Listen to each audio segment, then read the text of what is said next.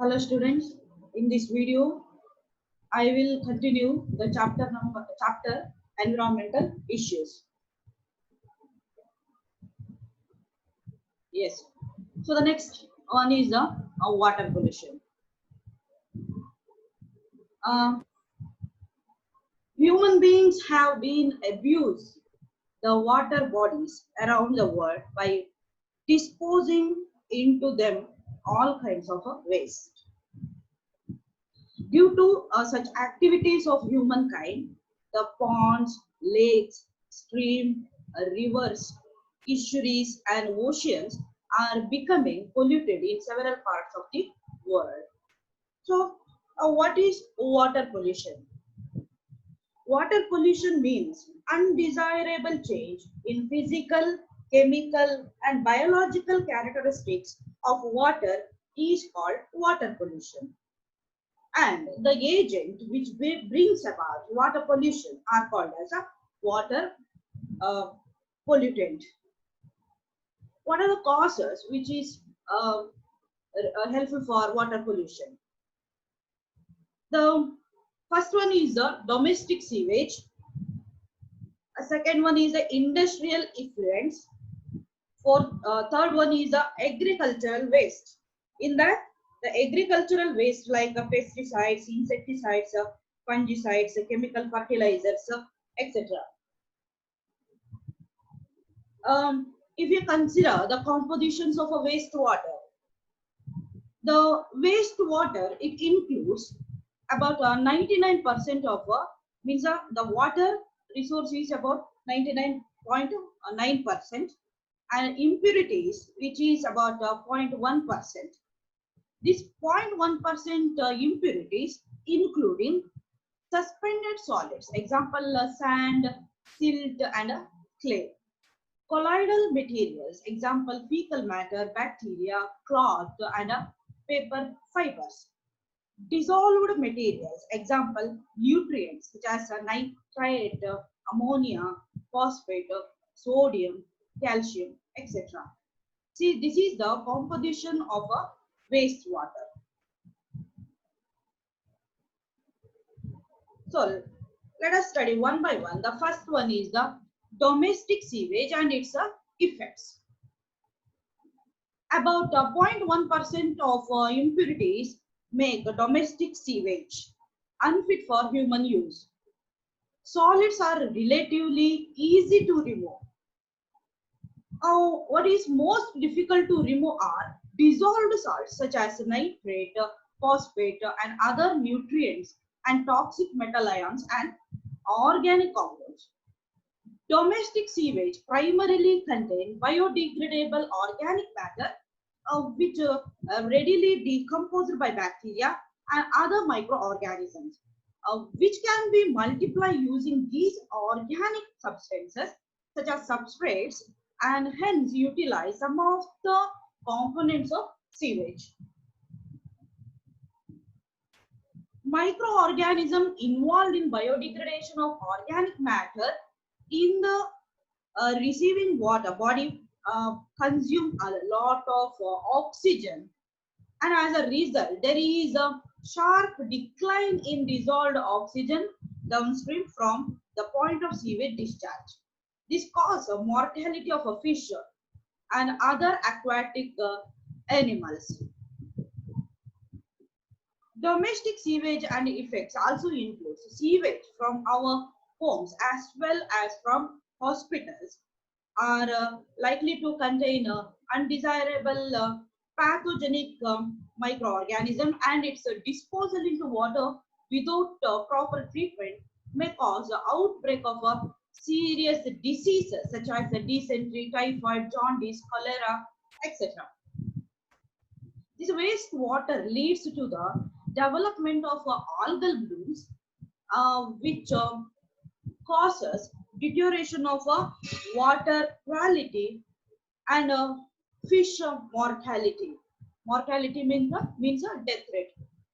Excessive growth of Eichhornia crassips, you know, that is terror of Bengal, that lead to an imbalance in an ecosystem dynamics of the water body. Industrial effluents. Unlike domestic waste, wastewater from industries petroleum, paper manufacturing, metal extraction and processing, chemical manufacturing, etc., often contain toxic substances uh, and notably heavy metals. The density is more than 5 gram per centimeter cube, such as mercury, cadmium, copper, lead, etc., and such variety of organic compounds.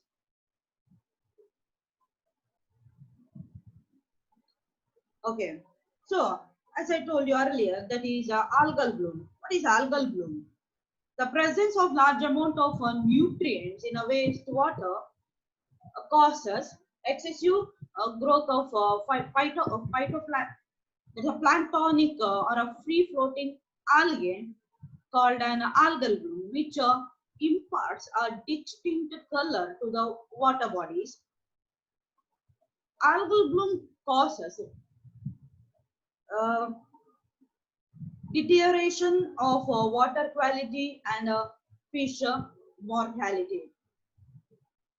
Some bloom forming algae are extremely toxic to human beings and animals. Yes, another weed, aquatic weed, is a terror of Bengal or water hyacinth, the world most problematic aquatic weed. It is commonly called as a terror of Bengal, grow abundantly in a eutrophic water bodies or polluted water bodies, and lead to an imbalance in an ecosystem. Um, these plants were introduced into India for its beautiful mauve color, the flower, and have caused more havoc by their excessive growth by causing blocks in our water bodies or waterways.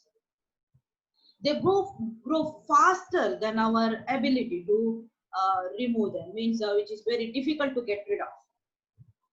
The next is a cause is a biomagnification.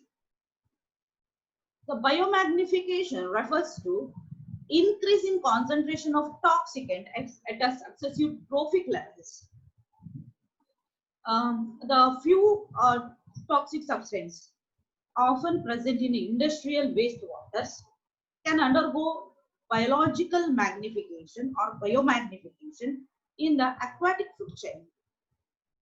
This happens because of a toxic substance accumulated by an organism cannot be metabolized or exerted and is excreted and is thus passed on to the next or a higher trophic levels. This phenomenon is well known for mercury and DDT.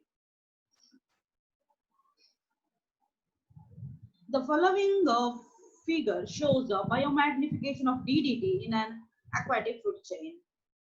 In this manner, that is, the concentration of DDT is increased at a successive trophic level. Say, if it is starts at 0.003 part per billion in water, it can ultimately reach 25 part per million in a fish-eating bird through biomagnification.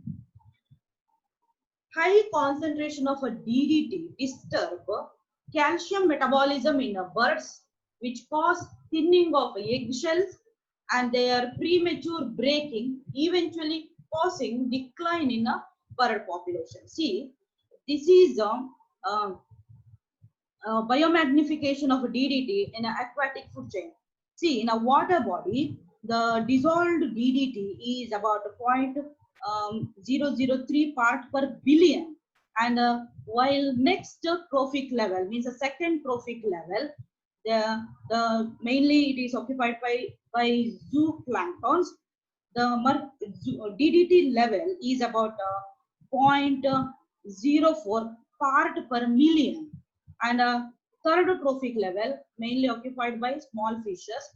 It is about DDT level is about zero point 0.5 part per million, and a higher trophic level, that is then fourth trophic level, large fish, it is occupied by large fish.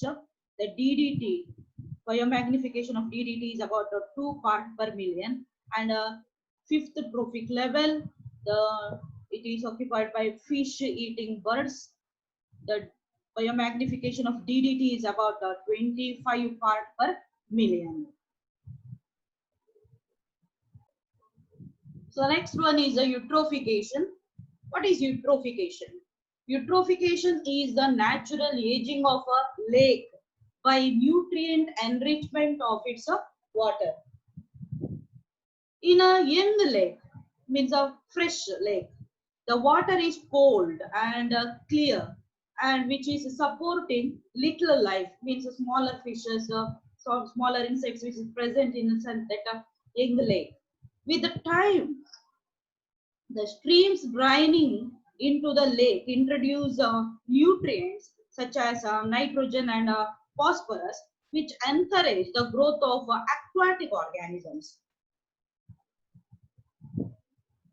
As the lake's fertility increases, plants and animal life multiply, and organic remains begin to be deposited on the lake bottom.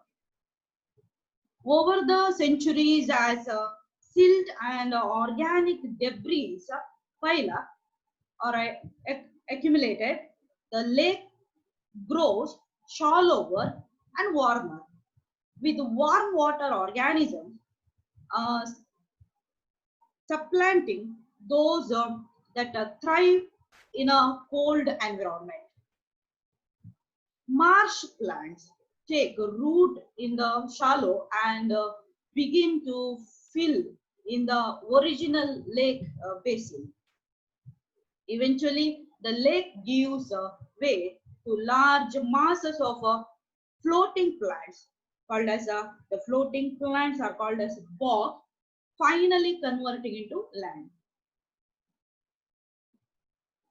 Depending on climate, size of lake, and other factors, the natural aging of a lake may span thousands of years. Pollutants from man's activity, like effluents from industries and homes, can readily accelerate the aging process of lake. This phenomenon is called cultural or accelerated eutrophication. Means human activity leads eutrophication is called as accelerated eutrophication. During the past century, lakes in many parts of Earth have been severely eutrophied by sewage and agricultural and industrial wastes. The prime contaminants are nitrates and phosphates, which act as plant nutrients. They overstimulate the growth of algae, causing unsightly scum and unpleasant odor, bad smell, and robbing of water dissolved oxygen, vital to other aquatic life. At the same time, other pollutants flowing into the lake may poison whole populations of fish whose decomposing remains further deplete the water's dissolved oxygen content. In such a fashion, a lake can literally choke to death. Next is the thermal pollutants. Thermal means heat. The thermal waste water flowing out of electricity generating units. Example, thermal power plants constitute another important category of pollutants.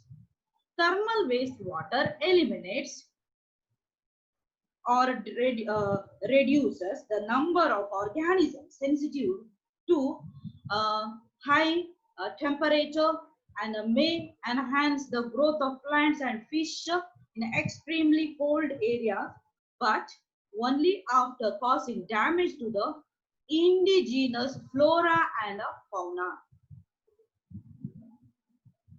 Okay, let us study about case study of an integrated wastewater treatment. So, wastewater including sewage can be treated in an integrated manner by utilizing a mix of artificial and natural processes. An example of such a initiative is the town of Arcata, situated along the north coast of California. Collaborating with the biologists from the Humboldt State University, the town people created an integrated wastewater treatment processes within the natural system without using any chemicals. See, the cleaning of water occurs in two stages. The first one is a conventional sedimentation, filtering and a chlorine treatment are given. After this stage, lots of dangerous pollutants like dissolved heavy metals still remain. To combat this, the innovative approach was taken, and the second one is the biologists developed a series of 6 connected marshes over 60 hectares of marshland. Appropriate plants, algae, fungi, and bacteria were seeded into this area, which neutralize, absorb, and assimilate the pollutants. Hence, as water flows through the marshes, it gets purified naturally. The marshes also constitute a sanctuary with a high level of biodiversity in the form of fishes, animals, and birds that now reside there. A citizen group called Friends of Arcata Marsh, commonly called as a FOAM, are responsible for the upkeep and safeguarding of this wonderful project. The next one is a EcoSan toilet. EcoSan means ecological sanitation. It is a sustainable system for handling human excreta using dry composting toilets. This is a practical, hygienic, efficient, and a cost-effective solution to human waste disposal. The key point to note here is that with this composting method, human excreta can be recycled into natural fertilizer, which reduce the need for chemical fertilizers. There are working EcoSan toilets in many areas of Kerala and Sri Lanka. The next is the solid waste. Solid waste refers to everything that goes out in a trash. Municipal solid wastes are the waste from home, offices, stores, schools, hospitals, etc. that are collected and disposed by the municipality. The municipal solid waste generally comprise paper, food waste, plastic, glass, metals, rubber, leather, textiles, etc. Burning reduces the volume of waste, although it is generally not completely burned out to completion, and open dumps often serves as the breeding ground for rats and flies. Sanitary landfills were adapted as the substitute for open burning dumps. In sanitary landfills, wastes are dumped in a depression or a trench after compaction and covered with the dirt every day. Landfills are also not really much of a solution, since the amount of garbage generation, especially in the metros, has increased as much that these sites are getting filled too. Also, there is the danger of seepage of chemicals, etc., from these landfills, polluting the underground water resources. How to reduce the problem of solid waste? Main solution is only be in a human beings becoming more sensitive to these environmental issues. All waste that we generate can be categorized into three types. The first one is the biodegradable, second one is the recyclable, and third one is a non-biodegradable. It is important that all garbage generated is sorted. What can be reused or recycled should be separated out. Our kabadiwalas and rag pickers do a great job of a separation of a material for recycling.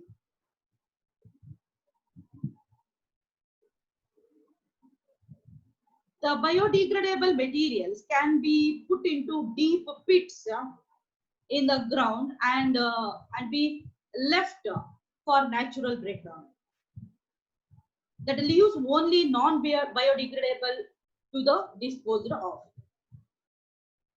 The need to reduce our garbage generation should be a prime goal.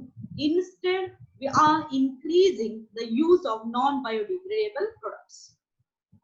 State government across the country are trying to push for reduction in use of plastics and use of eco-friendly packaging. We can do our bit by carrying cloth or other natural fiber carry bags when we go shopping and by refusing polythene bags. How to reduce hospital waste? That is hospital waste management. Hospital generate hazardous waste that contain disinfectants and other harmful chemicals such as and also pathogenic microorganisms. Such waste also require careful treatment and disposal. The use of incinerators is crucial to disposal of hospital waste.